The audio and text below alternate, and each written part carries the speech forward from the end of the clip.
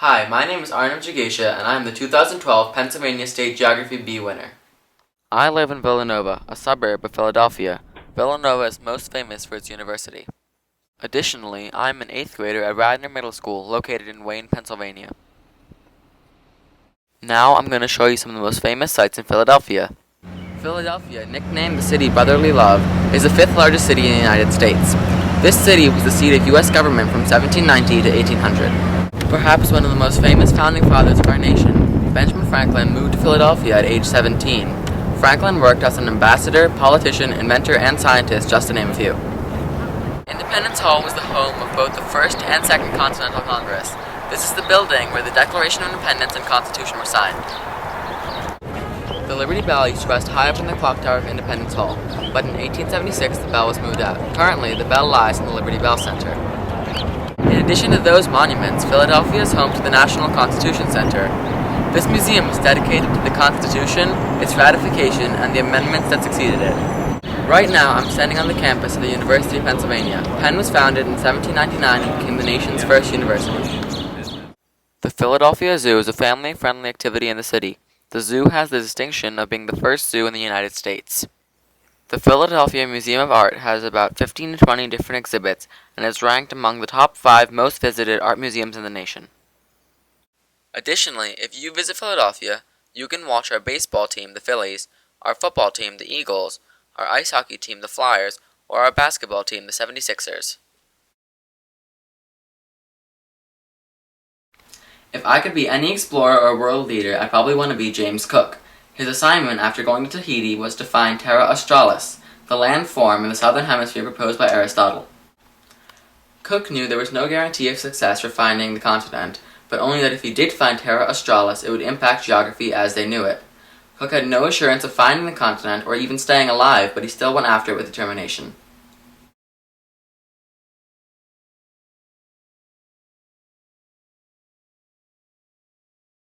I've always been fascinated by ancient civilizations like the Inca Empire.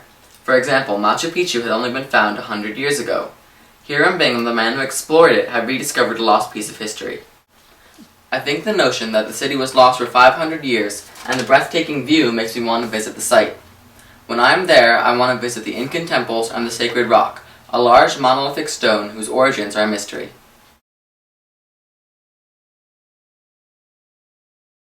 To study for the bee, I used tons of atlases, books, and blank maps. One of the study tricks I had was to hang up large laminated maps on the walls of my bedroom and the guest bedroom. Whenever I learned a new fact or missed a question from one of my preparation books, I would write it on the map. By the end of the week, I had things like the Trans-Siberian Railway or the path of the Orinoco River drawn on my map.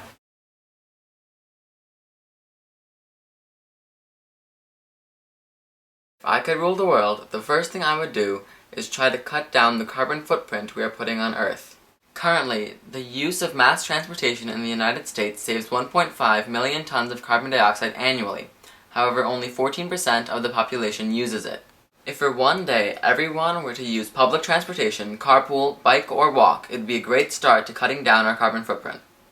Hey Nat Geo, can you tell us which territory's flag is the only flag in the world to have a turtle on it? The answer is the Cayman Islands. My favorite geographic fact is that Lake Webster on the Massachusetts-Connecticut border has an alternate name. Its official name is Lake Chargagagog, Manchaugagog, Chaguna, Gungamog. The full name means fishing place at the boundaries, neutral meeting ground, in the language of the Nipmuc Indians.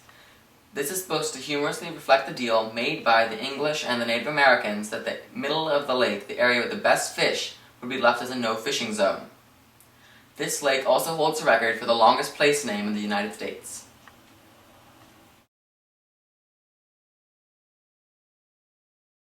When I become an adult, I want to be an ambassador. I really hope to be the U.S. ambassador to the United Nations. The ambassador to the United Nations informs the Department of State about current affairs, as well as representing the U.S.'s interests. Additionally, since the U.S. is part of the Security Council, the ambassador can draft and vote on resolutions that affect major world events. Thanks for listening. This is Arnav Jagasia, the Pennsylvania representative for the 2012 National Geographic Bee.